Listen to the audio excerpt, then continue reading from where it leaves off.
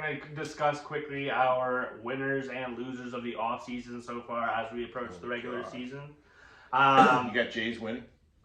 Jays, the Jays are literally my number one loser of the offseason. Yeah, Anyways, my winners, we got New York Yankees.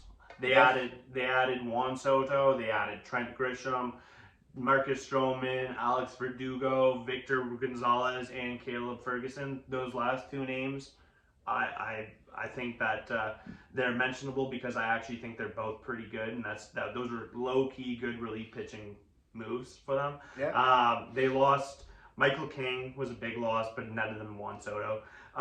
Plays King with Stroh, right? Yeah, they lost quite a few prospects that I'm not going to get into. Like, where this is just going to be like major league adds and losses. And then Frankie Montas, Isaiah Kiner-Falefa sucks, and Luis Severino were their losses. So nothing big there. So what's your fantasy for Soto this year? What do you think he's going to do? What do I think Soto's going to hit? Soto is going to hit 290 to 300. I think it's going to be over 3. Yeah, I think he could go over 3. It really depends. That ballpark? Because Soto, the last couple of years, his averages have been taking dips. Yeah. Home run wise, I think he's good for 30 to 35. And I think because I think the Yankees are going to do what I think they shouldn't, I think they'll put Soto at the 3 spot in the lineup and Judge at the 2 spot. I think it should be flipped. I'd rather Judge drive in the runs because Soto walks more. I'd rather Soto be number 2, but the Yankees Judge walks a lot too, right? Yeah, I know he does, but the Yankees won't do that for some reason. And because Soto will be hitting 3 or maybe 3, I think his RBI total will be higher than expected. I'm looking at like 110 to 125 RBIs maybe. Yeah. No, I like the over 30 for sure on the home runs. It's a contract year for him, right? So, he'll hit over 300 though, Eric, in that ballpark. He'll hit over 300. And I know we talked. It's not a very spacious outfield though, for as far as hits go. Like, yeah, the outfield you'll hit a lot of home runs. Yeah. I could see a spike in home runs, but I don't think he'll spike that much in batting average. No, I think he will. We'll see. He's got the trend, right? He just didn't do it, and he's got the history. Well, San Diego has such a spacious outfield. Oh, I would have thought that he'd get a higher batting average because there's get more gaps. Yeah, there's more ground to cover in the outfield. Like, that's a lot easier as a hit. Like, not hitting home runs necessarily, but I figured he'd have a higher batting average just simply because of how spacious the outfield is there. True. But I know, and I'm sorry, but I know we talked about this about. Not a true leadoff hitter for the Yankees, right? We're talking about DJ LeMay, who I think it was last week or maybe 2 weeks ago we talked about this. What do you think about putting Judge up in 1? So he walks a lot, and he's going to get more at bats. That whole lineup's actually not bad. Like when that Bob New York comes back around. From the walking standpoint, it makes sense to have either Soto or Judge hit leadoff, but it also doesn't to me because I need those 2 dudes driving in runs. I need the Yankees lineup is good, it is, and the bottom of the lineup is strong enough that some of them will get on base, but not at a high enough clip for me. Isn't this new baseball, put your best hitter in number 1 slot? And who's the best hitter on that team? Soto or Judge? No, for me, I actually know you're disagree. gonna say Torres. I actually disagree. So one of the guys in your top 2 should be your best hitter. I don't think both should be. Your leadoff man should walk a lot, but not necessarily be a guy as good as Soto and Judge. You want your best hitters to bat the most, yes, but you also want your best hitters to be in run driving situations, which is in the 3 or the 4 spot. So I would prefer having someone not as good hitting 1, like with less fear in the bat, but walks a lot, than having Judge or Soto there. But Judge or Soto have to be hitting 2 because your number 2 hitter should get the same amounts as your number 1 hitter per game, give or take. Number 2 hitter to me should be your best hitter actually. Well, I think Soto's going to hit 2. I think it should go Soto at 2 and Judge at 3. But don't be shocked you see Soto hitting leadoff. He might a few games, but I don't think it'll be very regular. I think that they're going to kind of go all over the place with who's hitting leadoff. They might slide Glaber in there sometimes.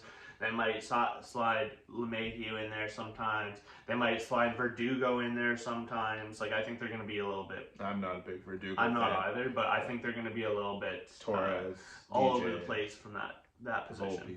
Yeah. I'll be curious. I don't think Volpe will ever hit leadoff. He does not, like, he swings, he swings and strikes out way too much. He's got speed, but yeah, he won't. You know, curious what Al Holmes thinks there. What's the lineup for the Yankees this year based off what they have? Yeah, give us a predicted lineup in the chat or something. My next winners. So I did 3 winners and then 1 honorable mention. So my second winner, we got the Baltimore Orioles. They didn't have crazy amount of ads. They added Craig Kimbrell and Corbin Burns. That's pretty much it. Corbin Burns. But Corbin Burns is such a good pickup. Like that, he's one of the best pitchers in the entire league. That to me, automatically they're a winner. They lost DL Hall. They lost Jack Flaherty, who wasn't very good for them last year. They lost Kyle Gibson, and they lost Adam Frazier. So none of those losses to me are that big of a deal. Obviously, they lost a top prospect there in Ortiz. They lost their closer. Ortiz.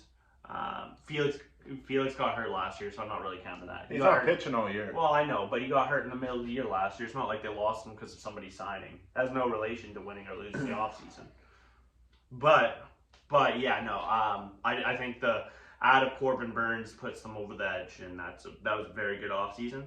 And their team's younger and another year. Yeah, another year. I love how you're saying that this week after I was saying that last week, but last week you were talking about how the Orioles were going to finish 4th. I said the Orioles are top 5. I said I'm top 3. The Orioles are number 1 in that division right now. Another winner, we got the Los Angeles Dodgers, obviously, because they spent $1 billion and the Blue Jays didn't.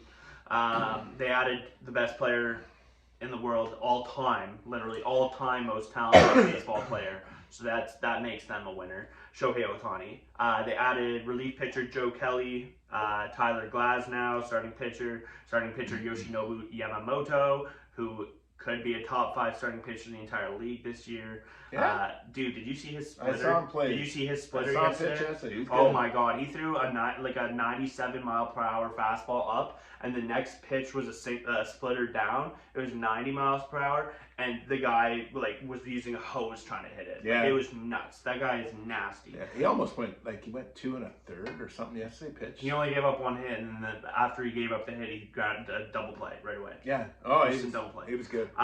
They signed Teoscar Hernandez, starting pitcher James Paxton.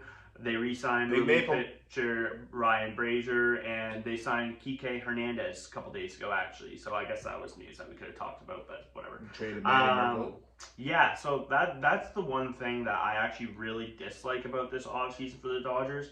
Obviously, they're still winners because they signed Shohei. They're an automatic winner. But you do realize that they traded Ryan Pepiot away for Manny Margot this offseason. This early in the offseason. Ryan Pepiot is very good. To then move Manny Margot for a minor leaguer that... Whoa. What? Tyler Glasnow. What about it? Oh, was Manny Margot part of the... Yeah! Oh, I thought those were separate trades. No way. Oh, okay. I thought those were separate trades. I thought Manny was a contract going over with them. Yeah, I thought those were separate moves. Okay, that clears it. Never mind. It doesn't matter. But I was going to say, why the heck are we trading Ryan Pepiot? Ryan Pepiot's a great pitcher. Yeah, that's what I mean. And getting Manny Margot to then flip Manny Margot for a bottom of, apparently that was mistaken. That was a contract going over. Okay, yeah, I thought those were separate deals for whatever reason. But losses, Ryan Pepiot, Manny Margot, J.D. Martinez probably gone. David Peralta, he signed a minor league contract somewhere. Ahmed Rosario. I don't think he signed yet. Yeah, he did a few days ago. Can't remember where. Yeah. And he signed a minor? Wow. Yeah, minor league contract. Can't remember where. And they lost Lance Lynn, who we talked about earlier. Whatever. Yeah.